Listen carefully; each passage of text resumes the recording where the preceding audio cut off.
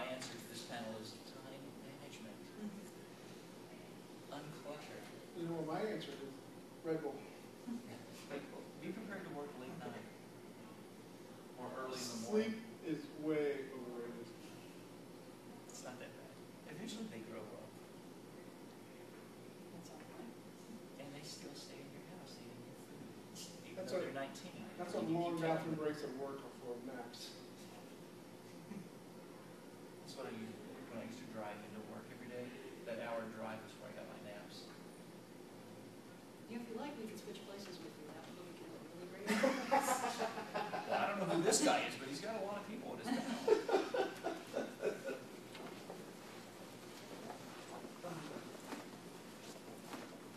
See, everybody else brought something, so I'm going to... Well, like I said, mine was unintentional. It was the kind of run to the room after this. Very nice. That's where that large format printer comes in. That's off the same printer. Oh, from the brother? Yeah.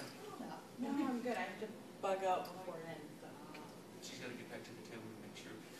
Yeah, see the blues, not like super rich. Well, plus though it's on the Yeah, yellows, the ink, that's the only thing that the brother is that ink gets really, paper really absorbs that ink.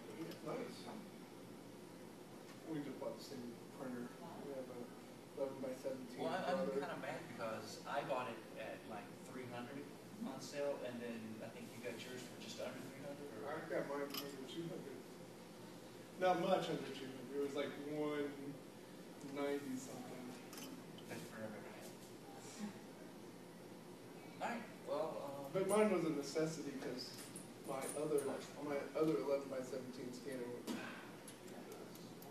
actually my laptop went. That was the thing that hooked to this OS 9.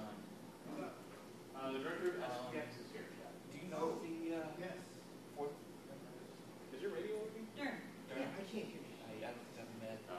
He has a top hat, It's like a big wax mustache, has a little cheese, ear pirate. You're Okay. And once you've seen Dern, you will remember him.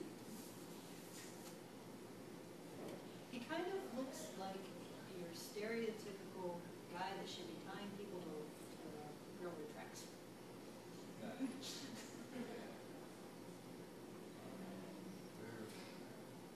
And I'm wondering if the reason that he's late is possibly because he just recently had a kid. Yeah. Well, if we want to go ahead and Yeah, get he started. said he'd be late anyway, so. Okay. No, we're waving at you. I would have brought some people if they went. Yeah. Okay, so questions? Well, let's introduce ourselves, I guess. Right to left? Yeah. I'm in the middle. Okay, I'm Ben McCormick, Tobias Online. I do the comic strip Reality of Mug at racomics.com.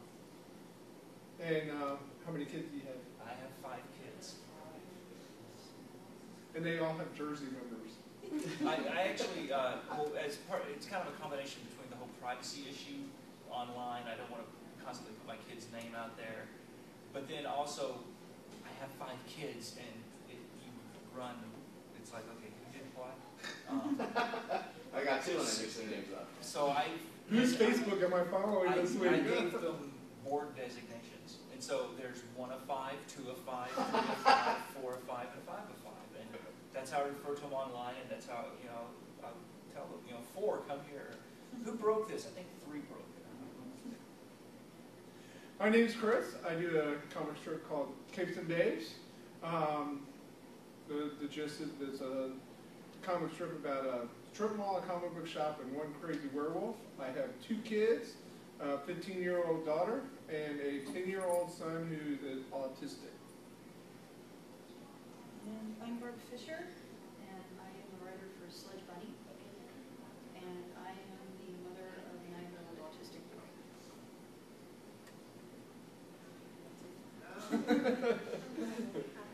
My situation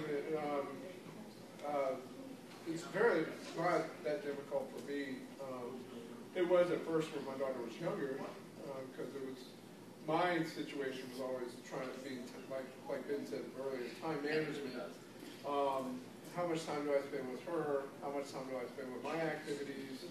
And how much time do I spend with the comic strip? And it was mostly, I don't know how you guys do, but mostly all my work done is at night after either she's doing homework or my little guy's going to bed. Generally, it's like from 8 to 12:30 or 1 that I'm working on comics or some other freelance stuff. I'm also a graphic designer, web designer too, so. Yeah, most of my work's done at night after I put the boy to bed. They like this, I can't do anything while he's there because, well, he's discovering the joy of the computer. Mom's on the computer, he wants to be on the computer too. So I was doing the night schedule when I was still working full-time day job, but I've since full-time cartoonist / full-time stay-at-home dad. So now it's like, okay, I've got all these free days. We just had summer break, and there were no free days. It was. How old's your youngest? My youngest are twins, and they're 6. And so, and the oldest of the youngest was recently diagnosed with Asperger's, and he has his little quirks. And if he's talking to you, you have, you know, because if you're Dad. until you make contact, and so that's his thing. And then the youngest of the two apparently is always hungry. That's I feed him, okay, I'm good. He goes outside, I get a bag of chips, you know, I got the pretzels next to this. Oh, just remember, I would like some pretzels. You know, a tall fence in the backyard helps. You know, in the summertime, it's like, okay, you're safe in this yard, so go out there. And my oldest are 19, 18, and 12. So for them, it's like, okay, I need to do a comic strip today. So if you could please watch your brothers, and that helps to a degree. But they want to do things, and we want to spend time together. So you were saying how you split your time between the different things. I don't have anything that's my thing, my focus. My thing is the comic. That's what eats up any of the. Hey, I'd like to do something fun. Well, it's fun to draw comics. That's your fun for the day. The rest of it is either feed the kids, raise the kids, get the kids to the school bus now that school started again, thank God. Now are all of them in school? No, the oldest is out now. Okay. I was gonna say, is that sort of like after the last bus leaves, boom, it's work. Right. That is the idea. And so that's the idea. The idea. But, at the same time, I have so many ideas. There's the expectation of, well, you are here all day, so that laundry that's accumulated. I'm just saying, with 5 kids, laundry day is every day. For most people, have one day a week where they do laundry. We have one day a week that we don't do laundry. And because otherwise it just accumulates. And we had a power outage and lost a critical laundry day, and it took us like 2 weeks to recover the schedule. But so there's expectations that the yard needs mowed too, and you're here all day, and all you're doing is drawing comics. So you have to make boundaries. And I mean, with school going, it's a little easier. The smaller kids are at school. The oldest is busy doing whatever 19-year-olds do on the internet now, and draw. I didn't have any. I really didn't have too much problems when I started doing the strip. Casey Davis, just about a little over 3 years old. But 5 years prior to that, I coached high school baseball, and my daughter was even younger then. So it was sort of the same thing. I was gone until practices. I didn't get home until 8, 9 o'clock at night, and then games I didn't get home until 11. So once I decided not to coach baseball anymore, I just took all of that time and turned it into the comic strip. And then, of course, with my daughter being older now, it's not so much of a. The weekends were totally. That's where when I was coaching ball, the weekends were I had to really jam as much as I possibly could into the weekend time with her and my little guy, just to not have that guilt trip coming that I'm not spending any time with them. But now it's a lot easier. I can take cartoon movies. The crazy thing is, you're probably dealing with this too, a boyfriend. And that's I'm not that old. We just discovered the cute boy down the street, and now mommy and number 3 are having their discussions. So it's like, yeah, daddy's gonna buy a gun soon. I'm thinking that tall fence is gonna get a little taller, maybe a little moat. Oh no, there's gonna be. I'm already looking at how much 500 feet of barbed wire will cost us. I mean, it's. So, if you don't, since there's not much No, no. if you don't mind me just jumping in with some questions. Go ahead. So what it sounds like you guys are saying is that some of the stuff that you used to do maybe for yourself, downtime to, whatever, read other people's comics or, watch movies or whatever, it sounds like a sacrifice, or at least a partial sacrifice you kind of have to make into doing the work. Is that? It does take a little bit. One of the things that kind of worked out well when I first started in a comic, my first comic, Private Gravity, at that time I was married. So I could write in the evenings after I put the baby down, and occasionally, stop in the middle of, coming from work, grab baby again, spend time, feed, put back down, repeat, and ad infinitum. Or occasionally I could look at my husband and go, all right, I need to work for just a few minutes on the comic. Please watch the baby. And that worked. And then a few years ago, I got divorced. And of course, because of Virginia law, you have to have your first year of separation. So I found myself still doing a full-time job, watching her then 5-year-old, and cleaning the house because she's not big enough to hold room yet. And it's like suddenly I said, all right, when do I get to write? Oh, hey, it's 11 o'clock at night. Well, that works. We'll just do that here. But one night a week, the ex comes over to watch the war, which is nice. We only live a mile apart from each other. I keep saying that, anytime you want him. But no. But he shows up once a week, which means I get a little time to leave my house, which is nice, because I keep forgetting what the outside world looks like. And I keep forgetting what it's like to talk to adults. Do you ever have that problem where you've got all these words stored up and everybody goes, my God, you're so chatty. It's because that's the only time I ever get to talk to people that are older than 9. Well, I've seen it affect my script since I've started staying home now and working from home. Kids are popping up in the strip now, where before they hadn't, but now it's like, oh, well, there's going to be, because the kids are funny. They're great source material, and, I'm doing a gag-a-day strip, so it's like, all right, let's see what those snarky things 6-year-old says.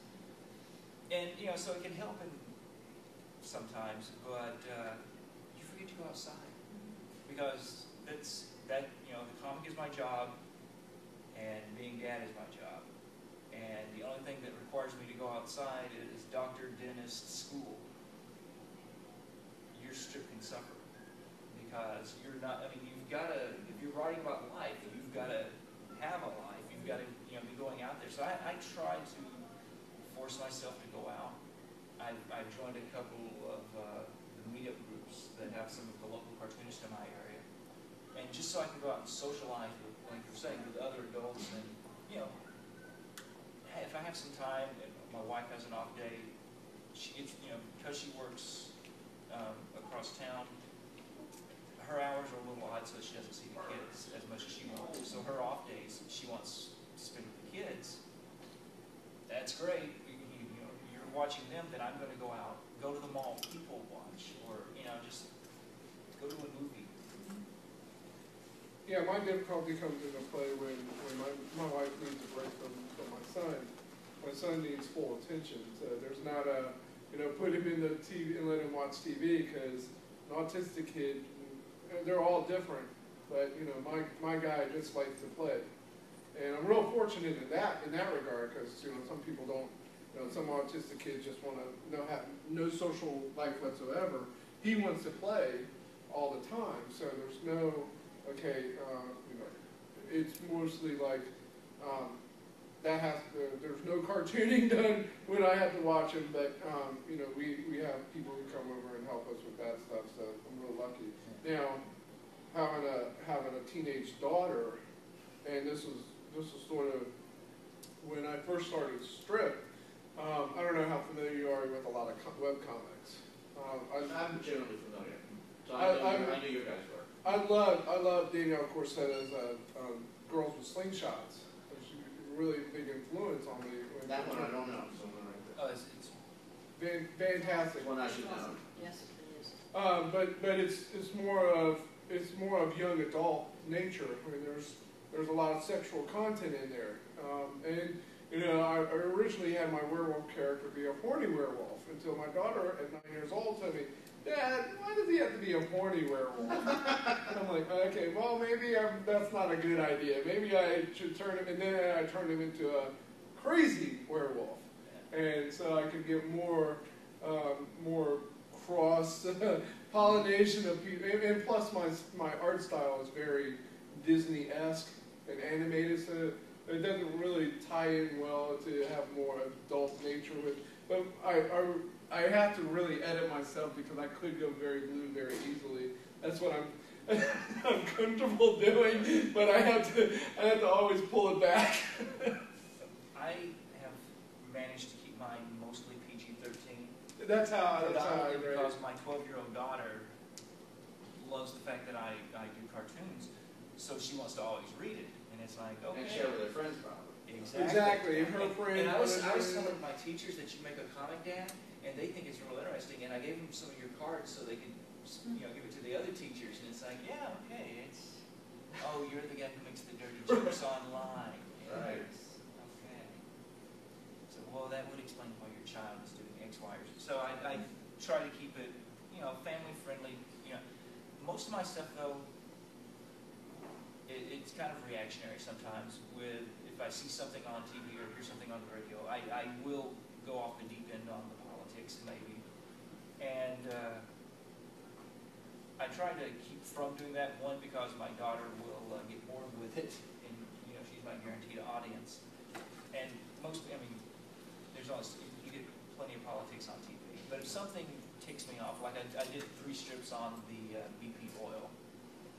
Okay, I'll have a run-in with a local cop that he and I really didn't match up. That was some of your best stuff. And so that led to the Officer Duche strips, and what was it? The one about here in Maryland, where the guy gets arrested for videotaping the police officer.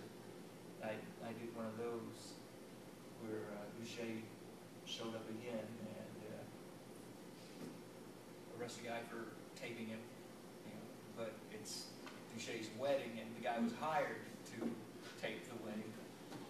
So it's a little bit, something sparks me like that, I'll jump on it with a strip. But then again, I have to think of it, okay, I could get, really mean about this, but then my editor, 12 years old, is going to be looking over my shoulder.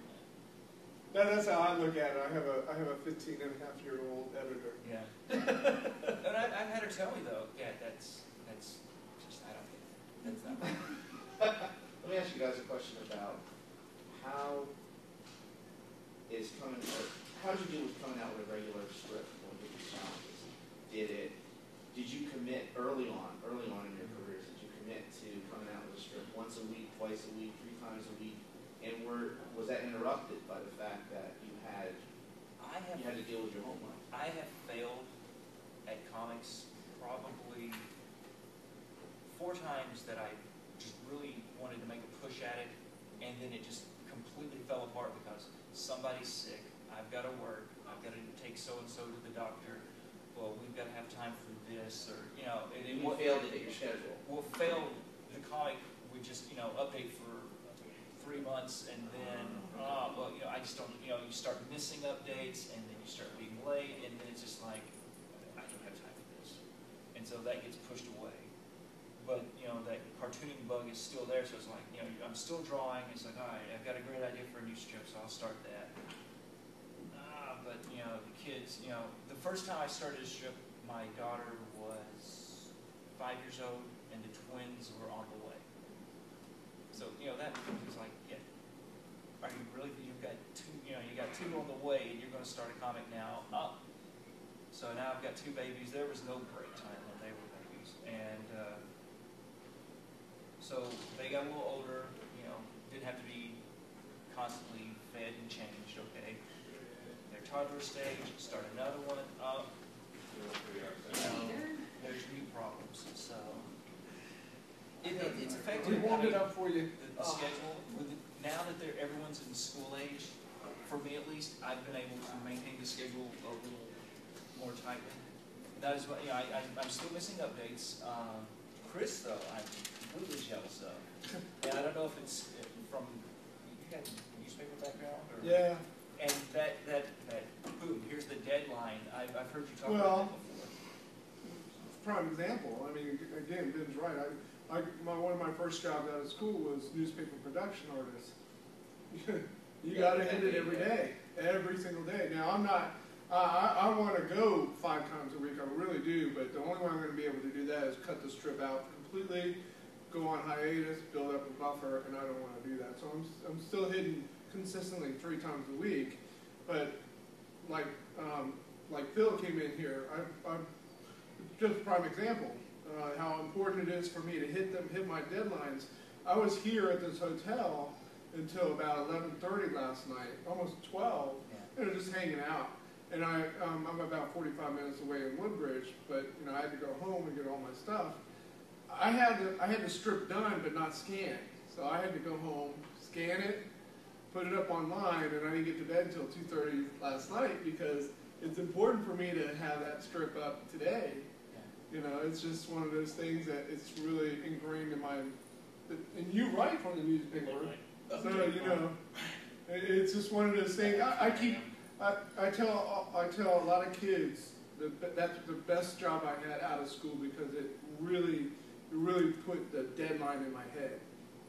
I mean, deadlines are handy because they can really like make you creative at the last possible moment. Okay. Yeah. I used to have a buffer. I miss it. What would you consider as a good buffer? A month? 2 months? I used to have my a buffer? 2-month buffer. That's the magical land where unicorns live, right? A good buffer, when I was working, I didn't lose my buffer because of a kid. I have a 7-week-old, 7.5. And I lost my buffer because I lost the initial artist I was working with. The strip that I do entirely myself is on permanent hiatus. Like that one, I lost. I just don't have the time for it now. But the one that I write, and I work with an artist, we had a 2-month buffer, and it shrunk down. And then the artist I'm working with now he's professional too, and he does deadlines, and he's obsessed with them, but he can't think unless it's on deadline. So it's a buffer of 0. It's, well, that's me. I mean, what happens with me is I work on, like, I'll take a weekend, and I'll say, crap, screw it. I'm thinking Saturday and Sunday, and I'm a fast guy. I mean, I can get a whole strip from nothing to online in about 3 hours. And, you know, I can crank them out, but the problem is when I get like 3 in a row, I'm like, oh, man, great, I could have break for 4 days. I get to take the week off. Yeah, I can take it. And then where I am, boom, I'm right back where I started from. I mean, that was one of my strips I discussed in the last panel about having that 30-day buffer, and then the day I wasn't going to make the mistakes again. I was going to have that 30-day buffer before the first one started. And then I would continually make one a day after that, and so I'd always be 30 days ahead, just in case. The day the comic strip launched, I had a car accident, and I was, dragged out of the car. I had a car, F-150, hit me right in the driver's side door, so I woke up in the emergency room. And but it's okay. I've got 30 days. It's fine. So this is exactly why you have a buffer. Perhaps I can but like an F-16. No. Awesome over wreck without that. Well, I do live next to the airbase, so it's very possible It's that like karma. You get a 30-day buffer, and something's going to happen to you. Well, that's the bad thing about it is that you tend to get too relaxed, and the buffer is great in terms of if any kind of weird emergency or you get sick or something comes up. Well, with the I don't know how topical that is now, but I've been nothing but weird emergencies for the past 10 weeks now. So yeah. I mean, 7-week-old, that's weeks early. So it's been a lot of scrambles. Now, did you have the comic before kids or during or? My first comic I started when the twins were on the way. I mean, they were, I think my wife was maybe a month along with the twins. We didn't even know it was twins when I started my first comic. And that was August of '03. And then, so after they showed up, it just, there was no way I was maintaining the comic. And then we have the 3 other kids. Now, you knew you were having kids on the way when you started the comic? Okay, so it was still in the surprise zone. Okay. Barb, I think one of your comics actually started while you were pregnant, right? Yes, actually, the whole impetus for starting my first comic was that I was pregnant and I was bored. I needed something to do. Well, I mean, you're sitting there, and after a while, you become as big as a barn, and you still can't move because you're just kind of like can't. Worst thing, I went to a convention meeting because I staffed a lot of conventions, and they had the big meeting and there wasn't room, so they put the pregnant woman on the floor. So I got down, and the meeting was fine, and then the meeting was over, and everybody else is standing up, and I'm like, turn along my back. Somebody get the pregnant woman up. She can't stand. So they're like hauling me to my feet, and I'm so I'm like, this is going in the comic. And Chris, does that overlap, or for you? Because your daughter is a teenager now. Right? Yeah, she's a teenager. I've talked a little bit about that. But here's one thing about being she's also an artist. So the other difficulty I have is I'll go into my room and I'll get ready to put all my art supplies down, get ready to draw. They're gone. Where's my ruler? Where's my one pen that I've used to draw? Oh, she borrowed it. Danny, come in here. But now here's a good thing though. Like this weekend, I said, I'm borrowing your markers because I'm running low. So we're constantly switching art supplies. So it's like a mother-daughter relationship, borrowing through the wardrobe. Yeah. I'm thinking that you might get her to start kind of quietly start aping your style, so you have like instant guest artist. Oh, she is. That's the odd thing though, is that she has a completely unique, amazing style all her own. She's really very fashion illustration type and really amazing stuff. You should see that in that stuff. Oh no, she's completely different than mine stuff. That's completely different style. Here's the script. You draw. Well, we talked about that. I'm like, man, when I get tired, I'm gonna have you do this. We're talking about parents and. I know. I was like, so I'm seriously probably more about a person, but so how old are all you guys' kids? Because I have 9 and 7. I have 19, 18, 12, and the twin boys are 6. Yeah. I have a 7-week-old. Oh, okay. The main reason why I submitted this panel is I basically just want to keep asking. How do I do I'm basically, I'm writing. How do you do it? I'm not actually writing ideas. I'm taking notes for what I need to know. I think another interesting question is you know, your kids are obviously very interested in what you're doing, and or can be, and just I was sort of curious if you had thought about sort of like, because it sounds like your daughter's very into art and obviously has a sense of how to sort of how do you talk about your work? Is coming in. She's a redhead. How do you talk about redhead baby? Comics and stuff in general with your kids and like just had any thoughts like how's that going and Well, for me, Alex really isn't heavy into what I do yet. Okay. He knows that Mama does this comic. He knows that Mama does a comic with Mr. Chris, who comes over all the time, and he likes to watch Chris draw. But he hasn't connected really what I do with the strip. Now, what he does get to enjoy is that Mama has started taking him to roller derby bouts while she's doing research. He loves the girls on roller skates. He certainly does. He started getting into, I've been kind of slowly introducing him to kind of the basics. He's a big Batman fan, which is very handy. I've been showing him all the kind of standard cartoons. yeah. He likes Totoro. He just discovered Pokemon. So, kind of quietly at least turning him, even if he's not really very interested in art, I can at least get him in a fanish direction so that he'll understand what Mommy does rather than kind of going my mom is so weird. you taken him to a convention yet? He's been to one convention, but he was only like 2 months old at the time. At the moment, I can't quite still trust him not to just destroy the hotel.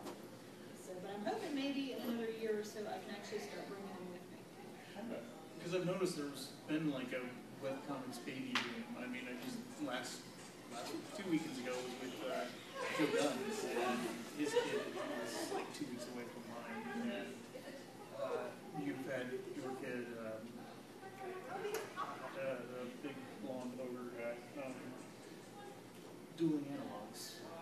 Steve. Thank you. Yes, you can tell him I call him that ogre. I'll stand up to that. Yeah, and I'm trying to see, like, I know there's some shows that even have like daycare. Like San Diego Comic Con has its own daycare facility. A lot of conventions are starting their own, children's room, heavier children's programming, because help for fans. Yeah. Going to conventions somewhere between like 85. I know, and it's like 92, 93. Well, we're all older now. We've got kids, and since a lot of us have been the staffers, we go, we need somewhere safe to put our kids. Let's start some children programming. Well, talking specifically about that, my daughter went to Baltimore. I took her her first time when she was 9, and that was interesting because at that age she was really into Teen Titans Go. And the neat thing about that was I took her to meet George Perez. And I said he drew the Teen Titans I grew up with. And then I bought her the Judas Contract trade paperback. It's like, man, I recognize all these characters. They look totally different, but I know who that is. The hard thing now, though, is that I've been taking her to some cons, but it's expensive for me just to go by myself. And then to bring her along, I would love for her to be here today, but she's at school. And maybe next year she'll come here too. But it's hard enough just to get here by myself. It's bringing her along. It's like double everything. It's like, man, I don't know if we can. So it's one of those sacrifices that I'm taking her to the Virginia Comic Con in November in Richmond, because that's not, that's easier. I can take her back and forth. But if you're staying with somebody, if you're rooming with somebody, it's kind of an awkward thing to bring a 15-year-old daughter with you. Not to mention, you don't want to have to walk around the con glaring at everybody that's looking at your daughter. But she loves the con. I mean, she took her to Baltimore last year. Her and her friend just, I said, okay, I'm working now. And I didn't see her for the entire con. And I got word about a whole bunch of other artists that she, totally bugged. But Well, see, my oldest two have gone to a few conventions, the 18 and 19-year-old, obviously, you're going to go to cons. Outside of the expenses for this con, and with this being my first year to really, get going, I fully intend to drag them along to cons in the future. I mean, right now, it's like, I've got a room share. You can't come up with your half of the room, sorry, son, But in the future, I can see it being a great benefit of having somebody at the table whenever I need a break or when I'm on a panel. Free labor, it's like, okay, those boxes in the back of the car, they need to be up at the table. And as far as they're concerned, they're getting free admission to a con, so it works out for them. They were a tremendous help for me last year. And it really sucked not happening this year, but I was rooming with somebody at Baltimore, and I couldn't bring her along. I said, well, we'll go to Virginia together, and you can bring your boyfriend, and we won't have to stay at a hotel. I can just come back to Richmond. It's only an hour, 15 minutes away from where I live, so it's not that big of a deal. So, well, I used number 4 of 5 for a guest strip. He wants to be a cartoonist, and so I let him do that. And I worked on the script with him and everything. He was like, okay, here you go. And I gave him some ideas. All right, his head needs to be here now. Fill in the other stuff. He's decided now, after that week of guest strips, that he is a cartoonist. It's like, all right, Dad, when you finish, I need to get my strip done. I said, hey, table's yours.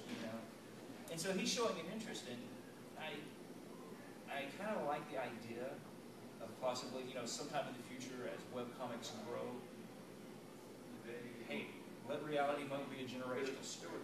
That's fine. You know, do like Family Circus and just pass it I was down. going to say, hey, it works for syndicates. I mean, look at Dennis the Menace. You know, Exactly. Dennis the Menace is a family thing.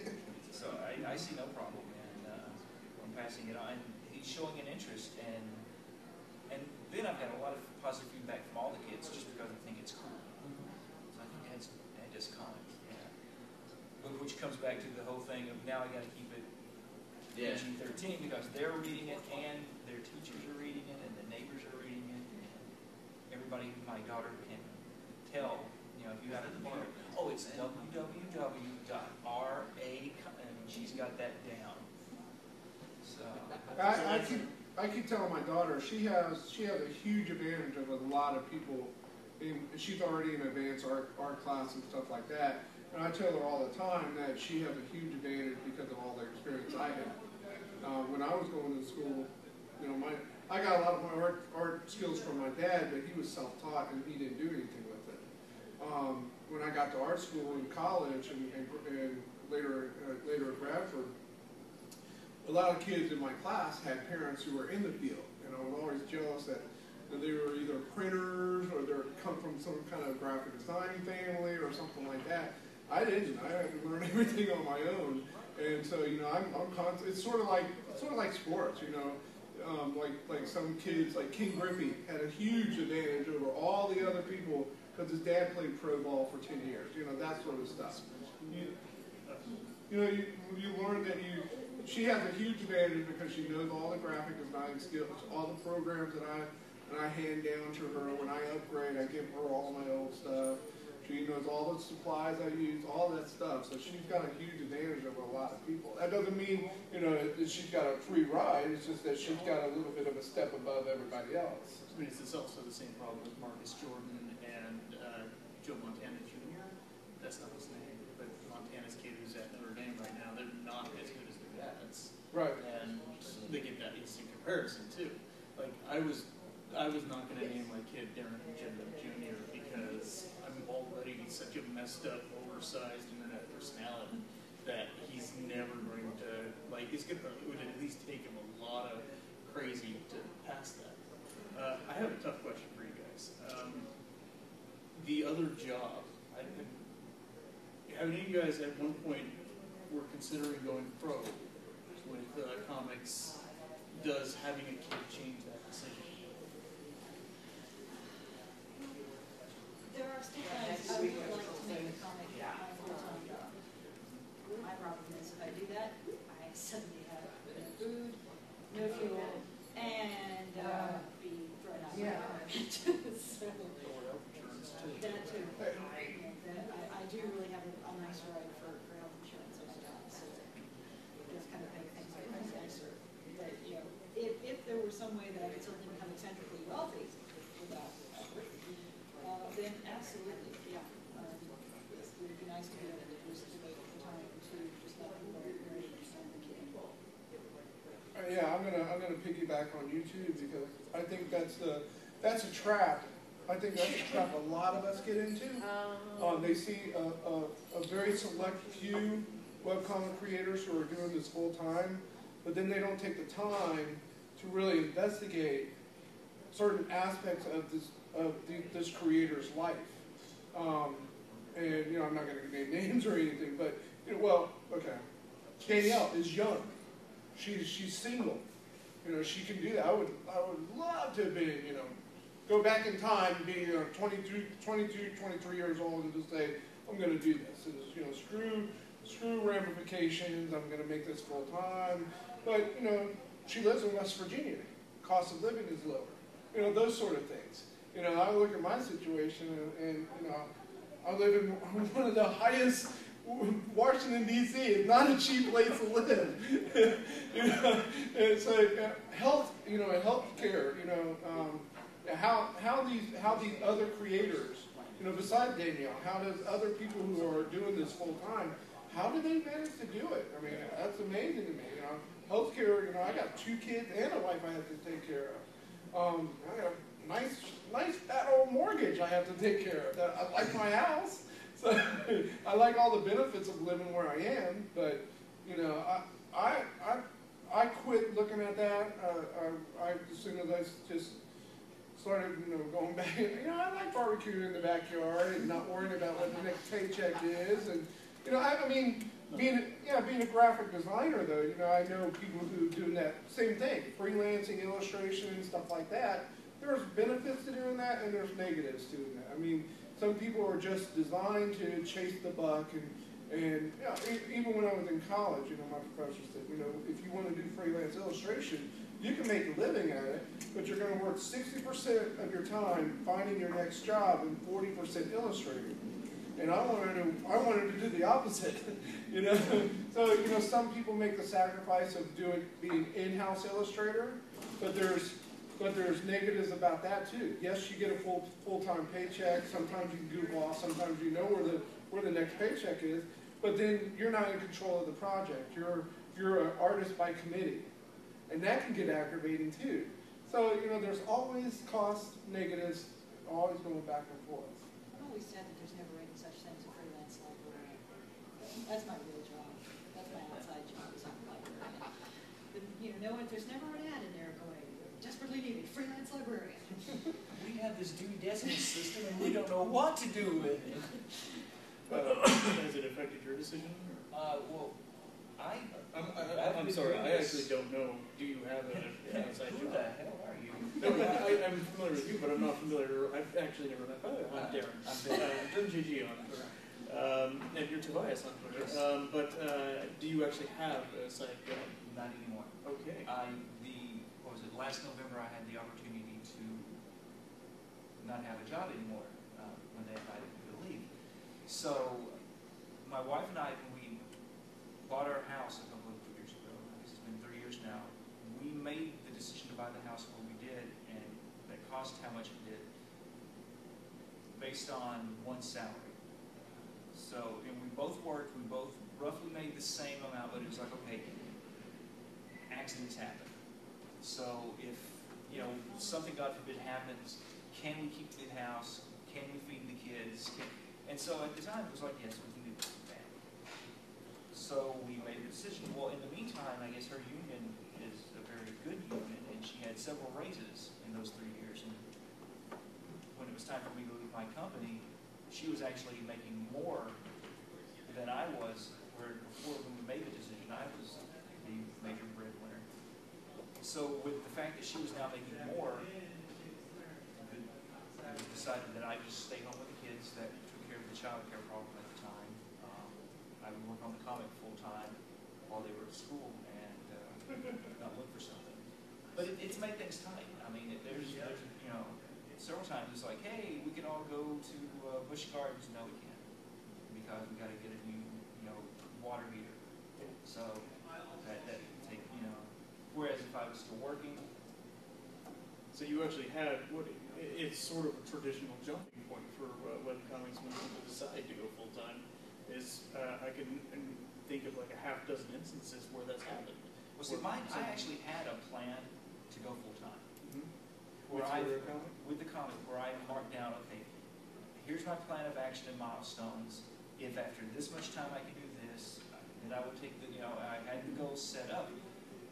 But I also planned for the possibility of losing the job, because I was a defense contractor at the time, and maybe we got the contract out, well, the money's up, and the contract's not renewed, so maybe now you're looking for something. So the idea is that, with me losing my job, that would be T0. And then at T+1, here's what I should be doing with the comic. T+2, if I was going to be going the comic route. And so having that plan in place ahead of time, when the opportunity did hit, that you're no longer needed.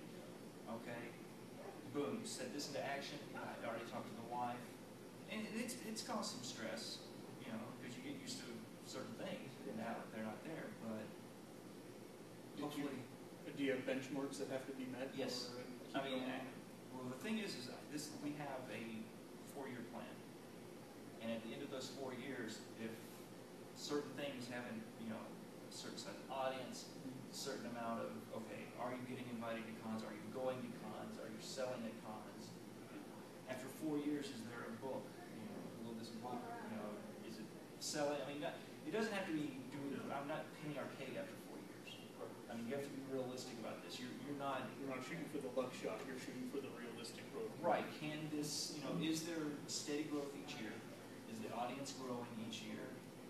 You have to go at it realistically. You can't say, oh, well, I want to devote 4 years to this comic, and obviously it's going to be, the next great thing. I may not be doing the comic that I'm doing now at the end of those 4 years. If a better idea comes into my head and I can see, doing something more with it, it might run parallel. And if one of them actually takes off, then that's the one that. Yeah, I've had distinct experience with having to spool down one of my initial comic ideas as another one takes off. But I had a similar plan. Basically, the first show I went to after Franklin was born, I had it had to be real profit. Like, I had to be able to pay for the table, I had to pay for all the parking, all the food that I ate when I was there, I had to pay for all the merch that was on the table. And then on top of that, I wanted to make double. Not just like $1 profit, but if I had 500 in expenditures, I wanted 500 in profit as well, so 1,000 in revenue. And it was it was one of the bigger shows that I did, so I was semi-confident on that, but it was also a test, because at that point, I needed that show to do well to fund all my other shows for the rest of the year, basically.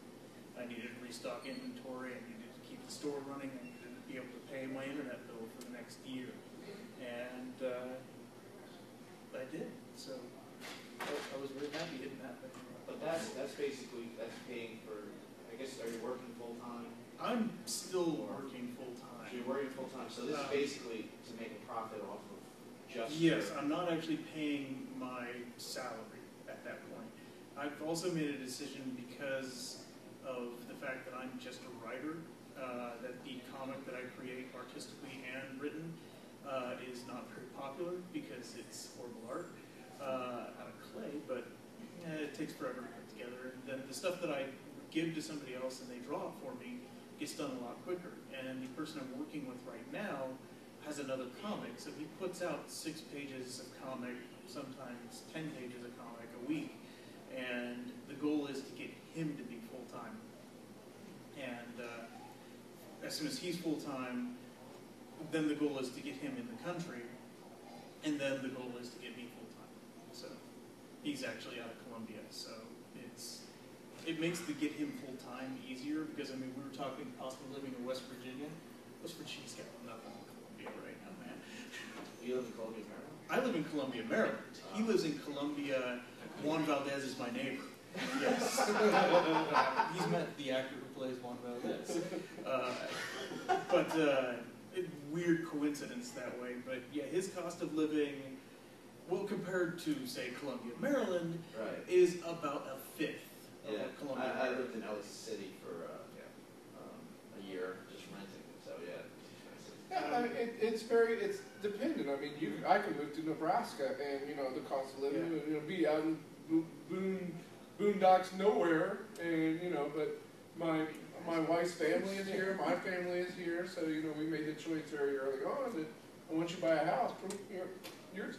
Yeah, I mean, That's all. You run into expenses too, though. Yeah. You can be out in the middle of South Dakota, you can be in Detroit and buy a whole block.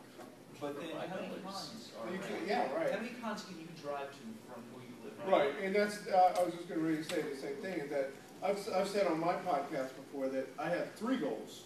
I have, for cons, I have 3 goals. I make the table back first, make the table back, pay for the hotel room. Make the table back, pay for the hotel room, have profit at the end of it. Consistently, I've been hitting the number 1 and 2. Now the 3 is to get the 3rd one. And Now imagine number 4, pay for the flight back. That's a tough one to do. well, see, Still under. I just, I haven't. Okay, I'm staying in the driving range. I'm going to have to put it Well, on we got- final question, or do Well, actually, we're pretty much out of time. Okay, we're out of time. That clock.